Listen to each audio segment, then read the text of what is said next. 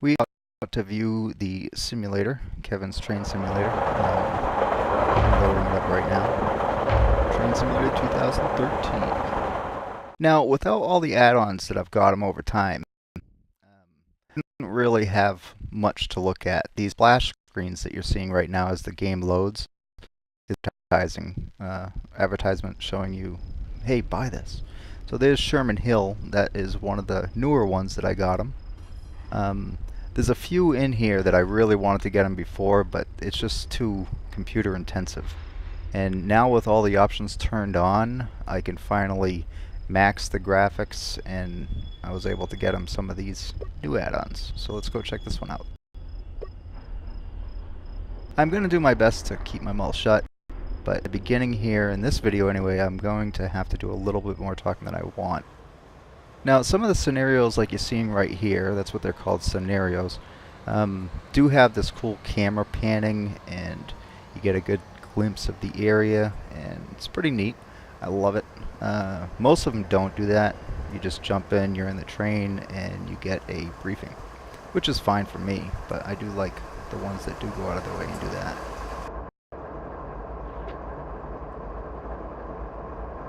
The text, though, does move really fast. Now, in some section you see all the controls, you see the train at the very bottom, all those little green dots are pretty much all the different cars. It's a very large train here. I am calibrating the controller at the time I'm doing this, or was shooting this video a month ago. Having a little bit of problems here. I'd click on something and the controller would be reversed and again not calibrated, so it would snap it back. So I'm gonna edit out as much of that crap as I possibly can.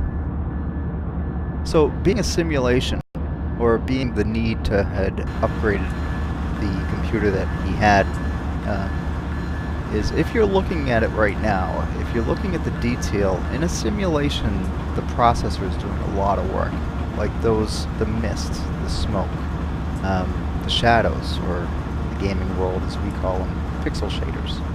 There's so much geometry going on. The view distance, for instance, the old computer, the view distance was terrible. It was the size of a basketball, you know, and you couldn't see anything. See the way the light shines off the car as the train goes by, and the way the shadows change. You know, that's all geometric changing, and the pixel shaders are really kicking the CPU's butt, you know, trying to keep up. So the computer now is just phenomenal, and I'm able to have everything maxed out, and the newer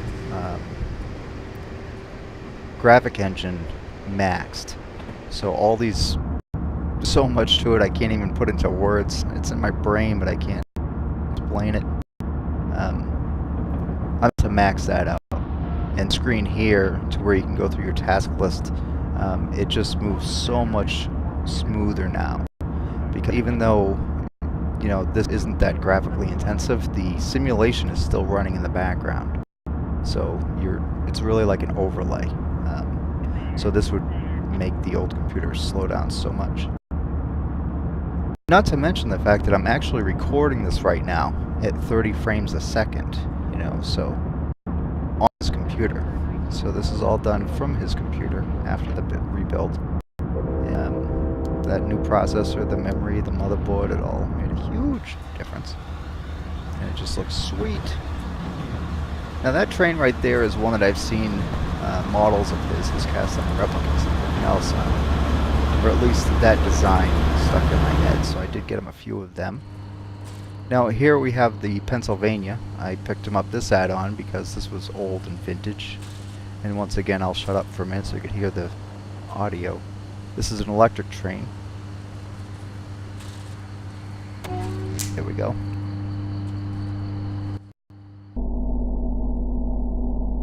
The sound environments of the simulation make up the whole simulation, the immersion that you get into a simulator. My flight simulators do that. They really suck you in, make you feel that you're in it, and they're very well modeled too. So you really do have a lot to do. There's a lot to pay attention to. There's a ton to learn. Like a lot of these tracks, you do have to set up your course as you go. You have to really learn all your lights, your different signals. All the trains have different, ways about it. And if you're in a train, in Europe, you better know the European rules because it's kind of like driving on the road, the wrong side of the road. There's a lot of differences. The lighting system, especially the signals, they're very complicated for me. I'm sure Kevin's picked it up by now, but anyway. Just gonna bounce through a few of these different scenarios so I could show off some trains. There are a lot of different trains I do want to show because there's so many differences. I'm not going to be following the speed limits or anything like that. I do my best to keep my bell on below 2 miles an hour, which is, from what I've learned online, is right. So in a simulation, you don't have penalties for not doing something right. Like if I kept my bell on or didn't put it on at all, I'm not going to get a penalty for that. But some things, if you're not paying attention to your speed tape down at the bottom, or the fact that I'm pulling into pen track right now, if you don't pay attention to those things, you're going to pay for it.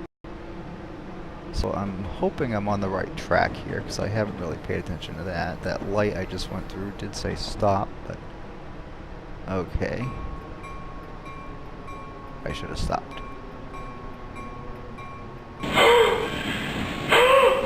Okay.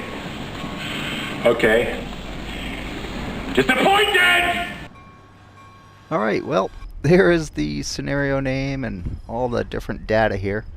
We could see where my fatal mistake right there, train derailment.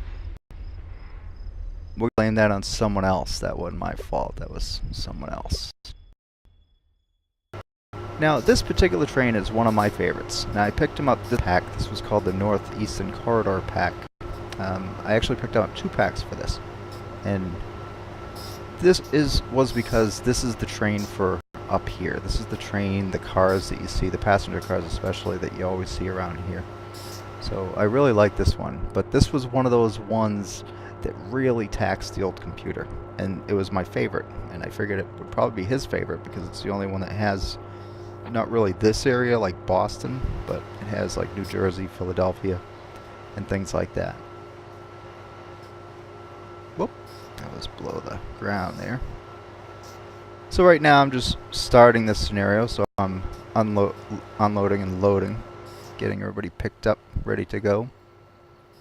Now you can see, again, you'd have to see the old way to really appreciate how nice and smooth this is running. The lighting when you're under here, under these, I don't know if you want to call them tunnel or whatever, but again, it's geometry, it's calculations being thrown into the process of saying, okay, hitting this pylon, cast shadow on the other side, and as the light's moving, it's doing these things. So it's not a pre-drawn game. These things are changing based on where you have your light source and everything else. So it's constantly changing environment, which is, again, hard to explain. It's just simulation. Has so much going on, and weather changes.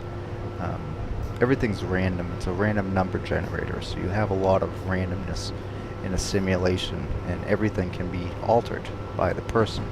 So having those things is a lot different.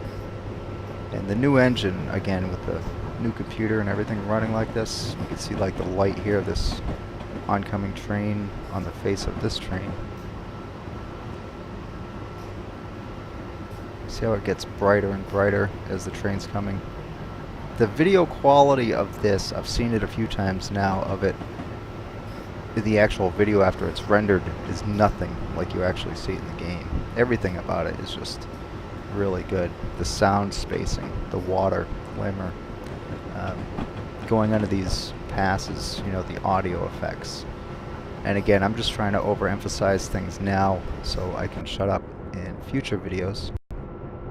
Again, I'm not going to go over explaining how these trains operate, and mainly because I don't really know, or obey speed limits because I'm overspeeding right now.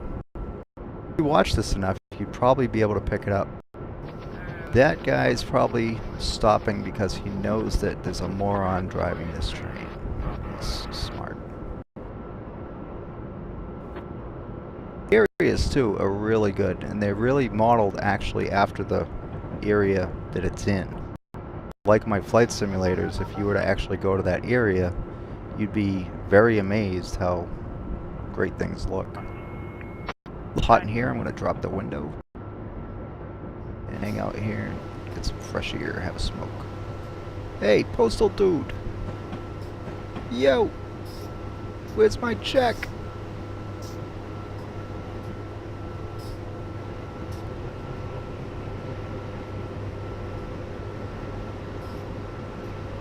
Alright, well that's just some things to come. The other videos, once again, I will probably just shut up most of the time.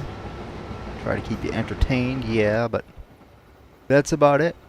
So I hope you enjoyed this one, and we will start back up in number 2.